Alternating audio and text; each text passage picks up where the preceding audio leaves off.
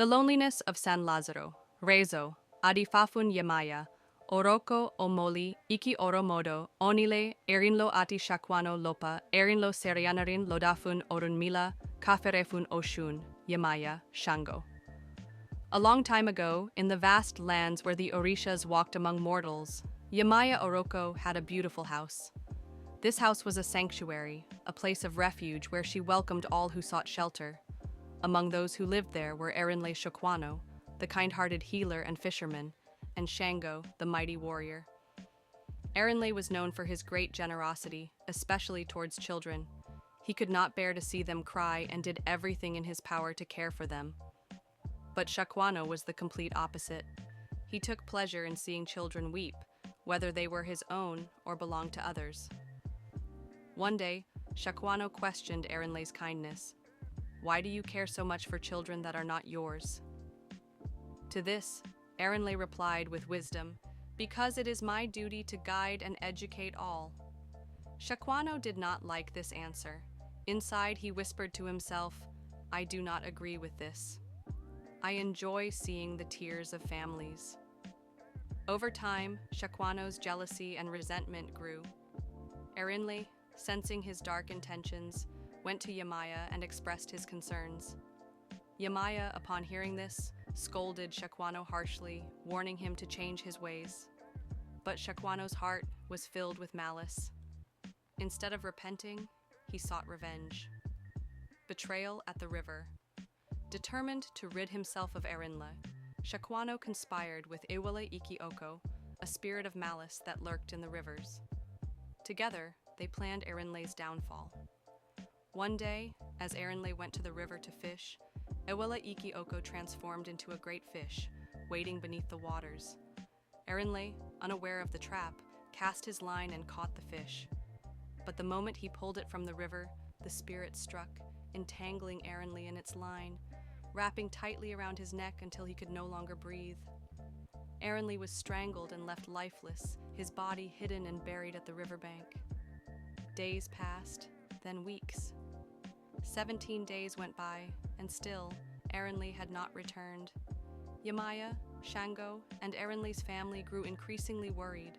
They asked everyone they met, "Have you seen Erinle?" But Shakuano remained silent, pretending to know nothing. In her desperation, Yemaya went to consult Orunmila, the great diviner. Through Ifa, Orunmila revealed the truth. Erinle was killed by witchcraft. His body lies buried at the riverbank. He died out of love for humanity, and has now become an Orisha, eternally bound to the waters. Upon hearing this, Yemaya and Shango set out to the river, determined to bring Erinle back.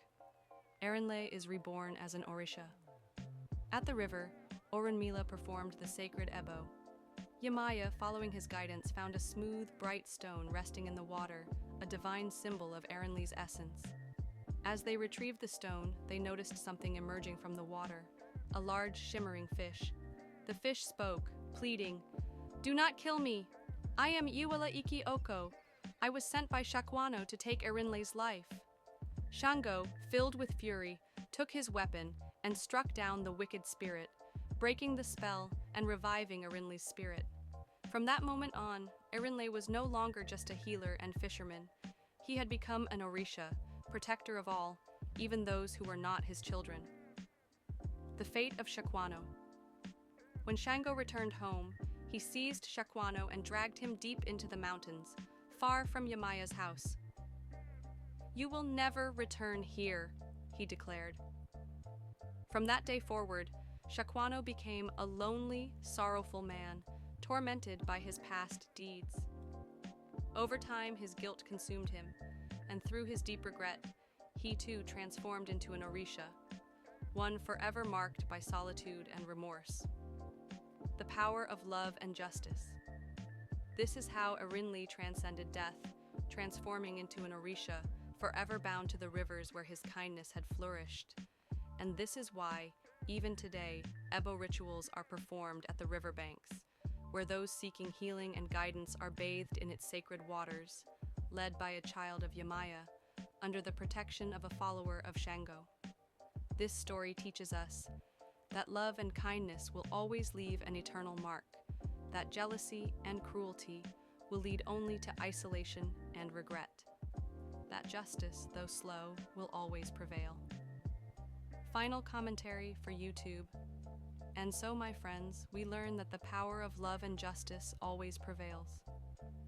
Erinle, a man of great kindness, gave his life for others, and in doing so became something greater, an Orisha, a protector of all. Shakuano, driven by jealousy, sought to bring suffering to others, but in the end, he was the one left alone, marked by his own actions. What does this story teach you? Have you ever seen kindness be repaid with cruelty? How did it end? Let's talk about it in the comments. See you in the next story.